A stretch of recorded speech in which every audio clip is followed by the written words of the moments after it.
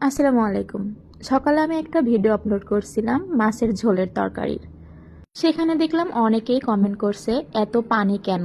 এটা পানি নাকি তরকারি? এত ঝোল দিছেন কেন? তরকারি রান্না করাই হয়নি। আচ্ছা, আমি কখনো বড় ব্লগ আপলোড করতে পারি না সময়ের অভাবে। খণ্ড খণ্ড রিলস আপলোড করি যাতে সময় কম লাগে।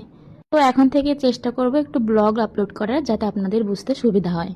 মাছগুলো ছিল অনেক বড় বড়, মাথা মোটা, তবে মাছগুলোর নাম কি আমি সেটা বলতে পারবো না। 3টা বড় মাছ মিলে 60 পিস মাছ হয়েছিল। আর সেই 60 টুকরো মাছই কিন্তু এই তরকারিতে দেওয়া হয়েছিল। আসলে ক্যামেরাতে খুব অনেক জিনিস অল্প মনে হয়। আর তরকারিটা যেহেতু পটল, ঝোলটা একটু পাতলা হওয়াটা স্বাভাবিক। কড়াইটা অনেক বড় হওয়ার পরেও কিন্তু 60 পিস মাছ এখানে দিলে কড়াইতে ধরবে না, এজন্য আমি 10 পিস আলাদা করে দেওয়ার জন্য অন্য কড়াইতে উঠিয়ে রাখছিলাম। আর এই বড় কড়াইতে 50 পিস মাছ দিছিলাম।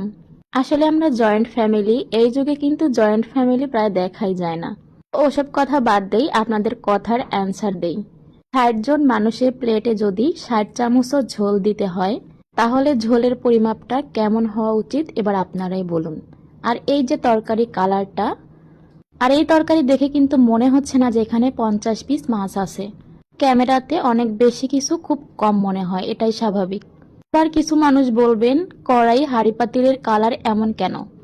এগুলো আমার মায়ের অনেক পুরাতন হাঁড়ি পাতিল। এগুলোতে আর এখন গ্যাসের চুলাতে যেহেতু রান্না করা হয়, এগুলো ব্যবহার করা হয় না। মাটির চুলায় রান্না করলে এগুলো ব্যবহার করা হয়।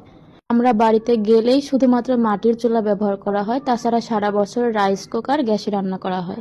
আশা করি সবাই বুঝতে পারছেন। তো সবাই সুস্থ থাকবেন, সুন্দর থাকবেন, নিজের প্রতি যত্ন নেবেন। আল্লাহ হাফেজ।